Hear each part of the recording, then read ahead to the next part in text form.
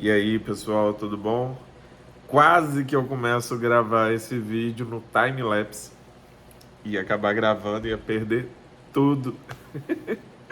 Tô aqui com camisa de academia, mata mosquito e já estou em casa, graças a Deus.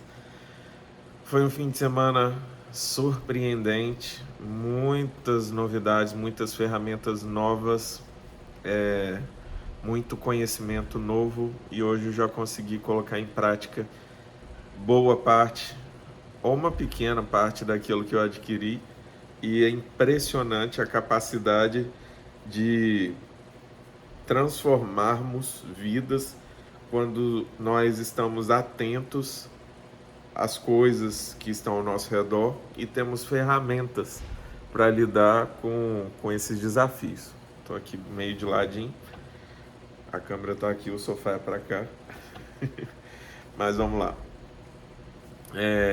O que é simples, o que é complexo para você? O que tem sido simples, o que é complexo, o que é fácil, o que é difícil? Simples é algo que você tem condições de fazer, tá à altura das suas condições e das ferramentas que você tem à sua disposição. Complexo é algo que você não tem condições de fazer, ok? Então, se eu te pedir, levanta, vai ali, pega isso e volta, é simples para uma pessoa que não tem uma limitação. Então, se a pessoa tem uma limitação para poder se levantar e se locomover, aí é simples. Complexo para quem não tem essa condição. Fácil e difícil depende daquilo que você sabe. Para um motorista de caminhão, dirigir um caminhão é fácil, mas já se torna difícil para eu que nunca dirigi um caminhão. Hoje mesmo acabou de acontecer uma situação de um dos meus colaboradores que precisou mexer com o caminhão dentro da loja ali para poder só reposicionar o baú. E aí ele manobrou o caminhão na rua e me mandou o vídeo. Você vai ficar bravo comigo? Vai brigar comigo? Aí eu, por quê? Promete que você não vai brigar que eu falo. Aí ele me mandou o vídeo da câmera, ele manobrando o caminhão para poder acertar. Aí eu virei para ele, quando eu saí daí hoje, eu desconfiei que você fosse manobrar o caminhão. Aí a gente riu, mas para ele foi algo fácil porque ele sabia, apesar de não ser habilitado. Então ele não transitou com o veículo e aí não virou um problema. Mas para ele é algo, foi simples e foi fácil. Para mim já seria extremamente complexo e difícil. E aí, para você?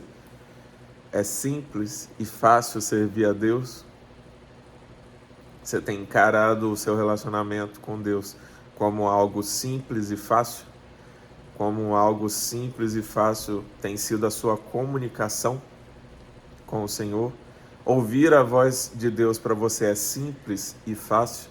São perguntas que dizem muito ao seu respeito, que falam muito daquilo que você tem vivido como experiência com Deus. E a minha oração é para que você tenha um relacionamento com Deus que seja simples e fácil. Porque, infelizmente, aqueles que têm um relacionamento complexo e difícil são pessoas que estão longe, são pessoas que não conhecem, são pessoas que nunca viveram uma grande experiência.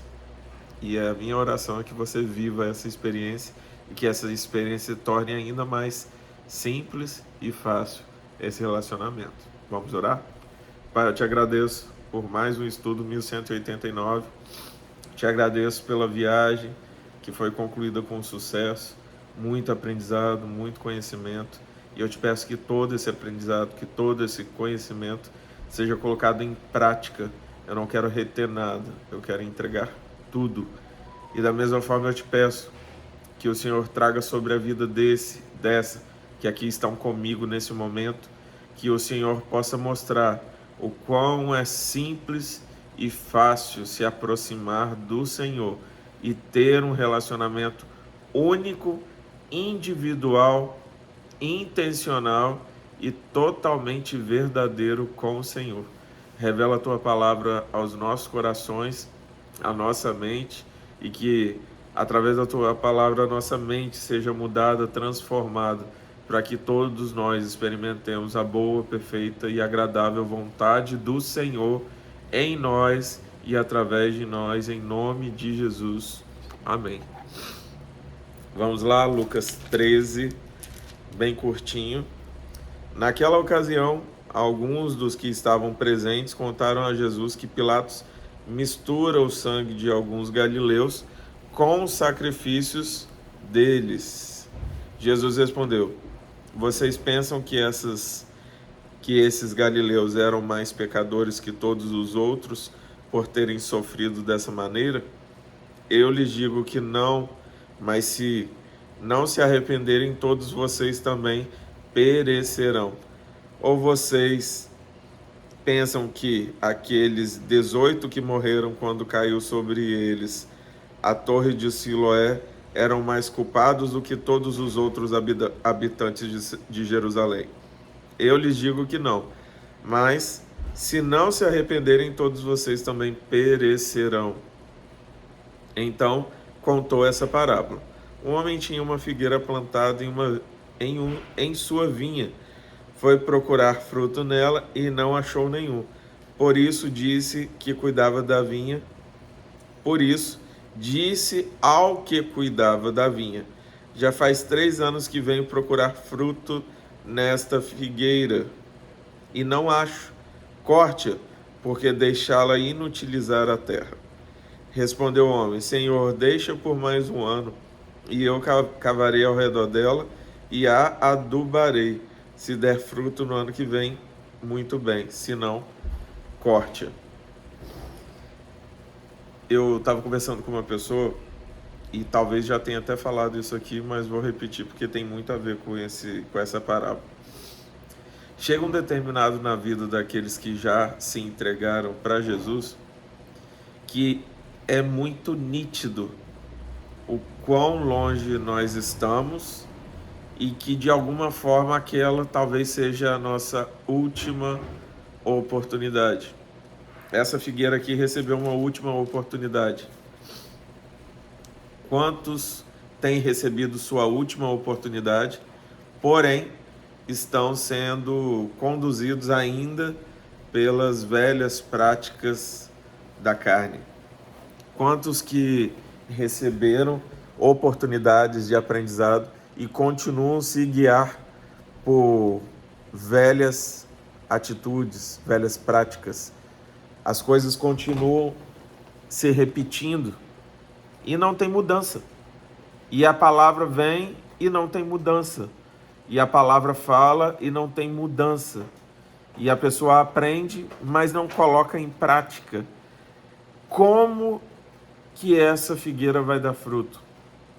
Se ela não coloca em prática toda a oportunidade que ela tem de viver mais próximo do Senhor. Se nós não vivermos a palavra, não adianta ler a palavra.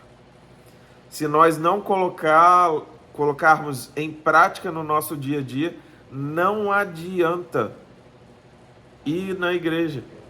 Vai ficar superficial.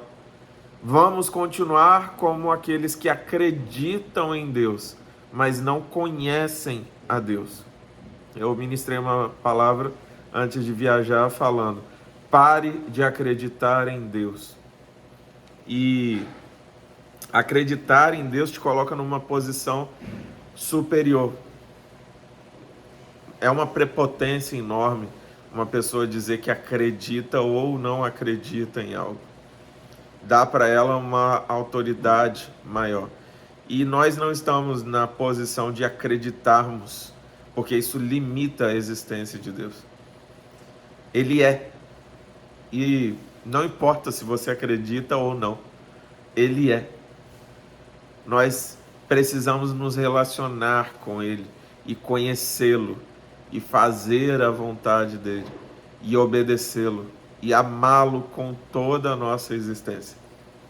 É difícil? Depende. É complexo? Depende. Certo sábado, Jesus estava ensinando numa das sinagogas, e ali estava uma mulher que tinha um espírito que a mantinha doente havia 18 anos. Ela andava encurvada e de forma alguma podia endireitar-se. Ao vê-la, Jesus chamou-a à frente e lhe disse: Mulher, você está livre da sua doença. Então lhe impôs as mãos e imediatamente ela se endireitou e passou a louvar a Deus. Indignado porque Jesus havia curado no sábado, o dirigente da sinagoga disse ao povo: há 6 dias em que se deve trabalhar. Venham para ser curados nesses dias e não no sábado.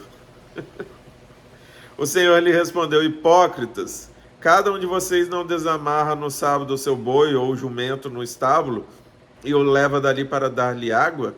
Então esta mulher, uma filha de Abraão, a quem Satanás mantinha presa por 18 longos anos, não deveria no dia de sábado ser libertada daquilo que aprendia? Tendo dito isso, todos os seus oponentes ficaram envergonhados, mas o povo se alegrava com todas as maravilhas que ele estava fazendo. Aqui, mais uma vez, aqueles que estavam sendo guiados pelas crenças, pela religiosidade, pela letra, pelo logos. Está na hora de nós sermos guiados por um relacionamento, não por práticas religiosas. Está na hora de você conhecer Deus de forma individual, para que você cumpra com aquilo que Deus te chamou, seu propósito. Porque viver uma vida sem se conectar ao propósito não é viver, é apenas existir.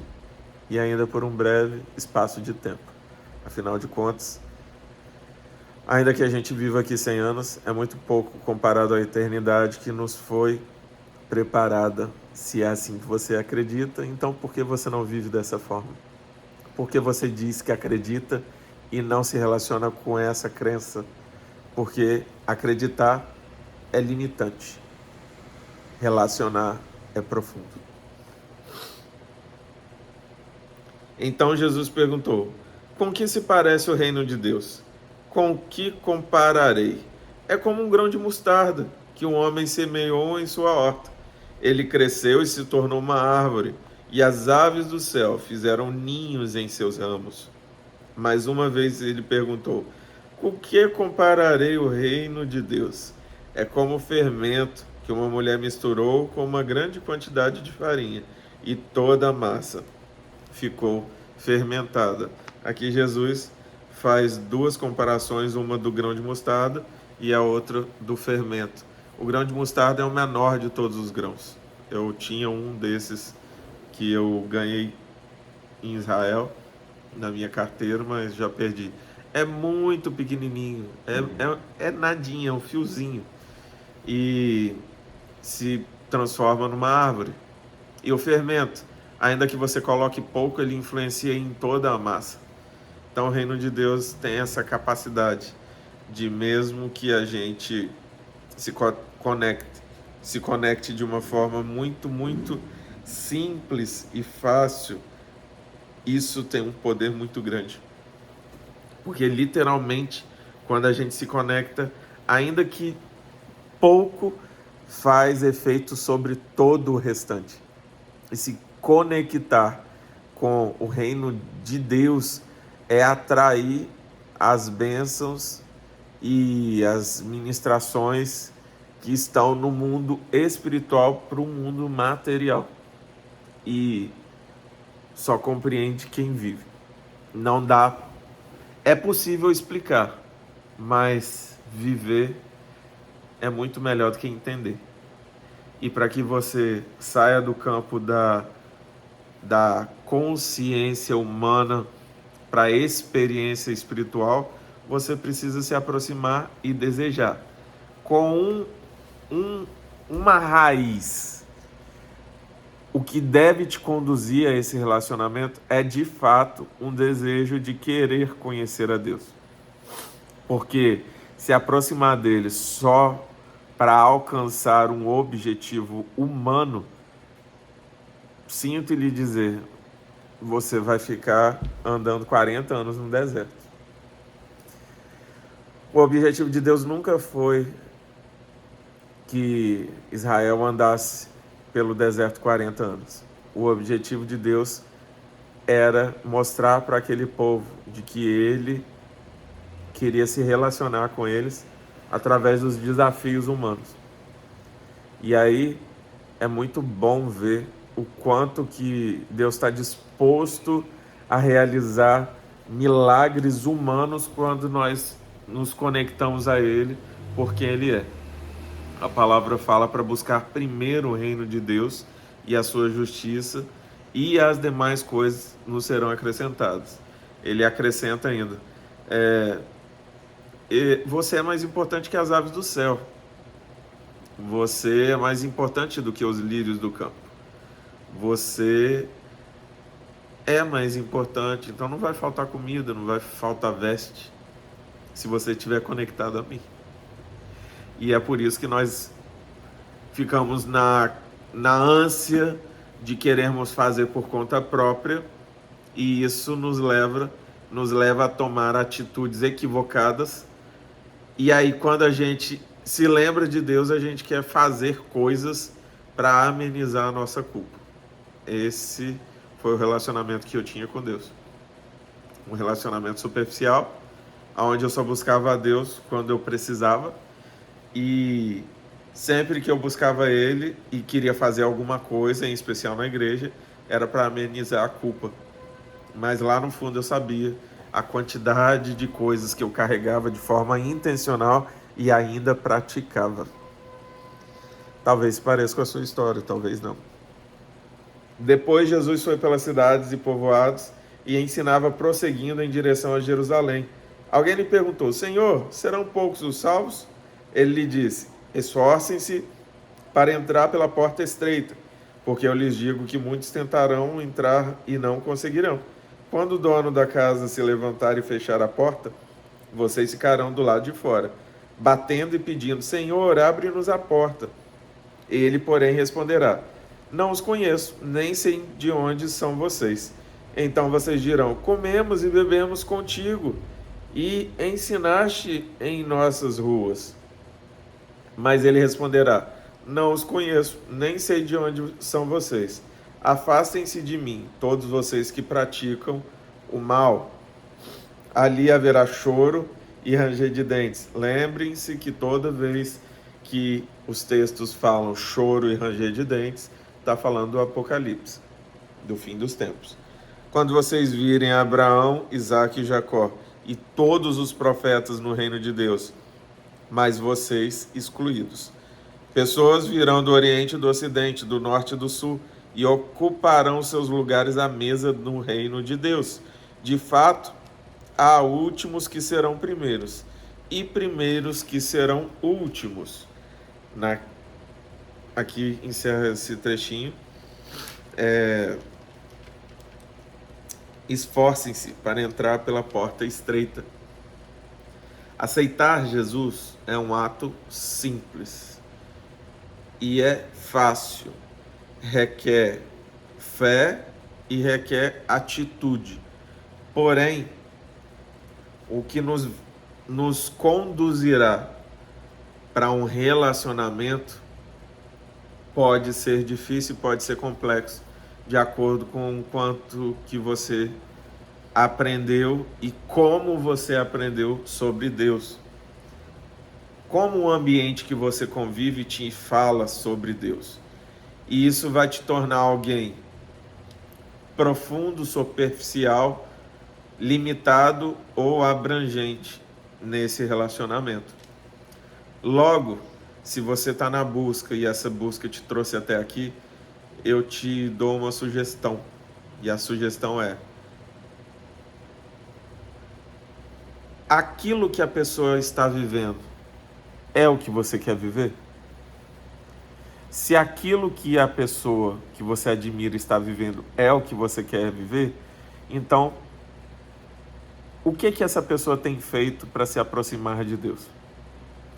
Responder essas perguntas vai te aproximar daquilo que talvez seja um meio pelo qual você também pode viver experiências e, a partir dessa imitação, adquirir a sua prática pessoal e a sua forma pessoal de se aproximar de Deus.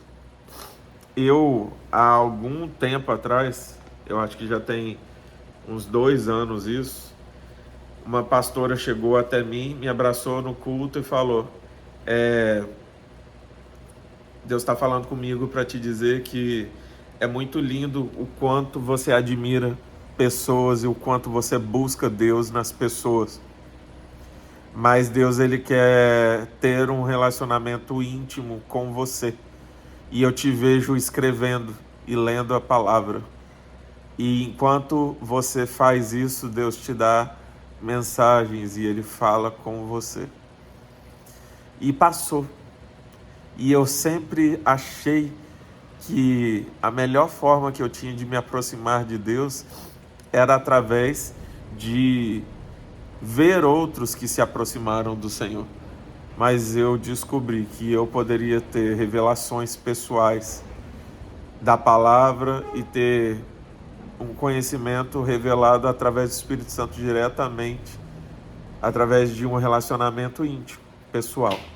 E isso faz muita diferença. Te leva para uma outra camada de relacionamento. Te leva ao nível de intimidade que eu desejo que você encontre. E se você encontrou, tem mais. Com Deus sempre tem mais. Para encerrarmos, naquela mesma hora, alguns fariseus aproximaram-se de Jesus e lhe disseram: saia e vá embora daqui, pois Herodes quer matá-lo. Ele respondeu: vão dizer àquela raposa: expulsarei demônios e curarei o povo hoje e amanhã, e no terceiro dia estarei pronto. Mas preciso prosseguir hoje, amanhã e depois de amanhã, pois certamente nenhum profeta deve morrer fora de Jerusalém. Jerusalém, Jerusalém, você que mata os profetas e apedreja os que lhes são enviados. Quantas vezes eu quis reunir os seus filhos, como a galinha reúne os seus pintinhos debaixo das suas asas, mas vocês não quiseram. Eis que a casa de vocês ficará deserta. Eu lhes digo que vocês não me verão mais até que digam: bendito o que vem em nome do Senhor. Aqui existe um lamento de Jesus, e essa fala é uma fala muito linda e muito triste. Linda porque demonstra o amor de Deus por nós, o amor de Jesus por Jerusalém. E triste porque o alvo desse amor pouco estava se importando. Você é alvo desse amor. Você é alvo da maior atitude de amor da existência da humanidade. Eu li ontem uma história que faz muito sentido nesse momento. Um operador de uma ponte elevadiça que era responsável por subir a ponte para que os navios passassem e descer a ponte para que os trens passassem, ele sempre ia trabalhar na companhia de seu filho. E o filho estava acostumado ali, só que teve um dia que o serviço estava tranquilo, não tinha, tinha passado alguns navios e a ponte estava levantada. E houve ali um momento de dispersão e aquela criança se afastou do pai e se colocou num local muito perigoso, embaixo dessa ponte. E quando o operador dessa ponte recebeu o aviso de que estava chegando um trem, a distância para que ele alcançasse o filho era grande o suficiente para que ele tivesse que tomar uma escolha. Ele poderia descer da torre, ir atrás do filho, salvar o filho, porém, um trem lotado de pessoas morreria. Ou ele poderia dar o comando e aquele trem passaria a salvo com todas as pessoas. Porém, o seu filho, aonde ele estava, com certeza ele iria morrer. E a história conta que aquele pai gritou e ele tentou e ele fez de tudo, mas não foi possível. Ele teve que acionar e a ponte desceu. E aquela criança ficou presa e ela morreu.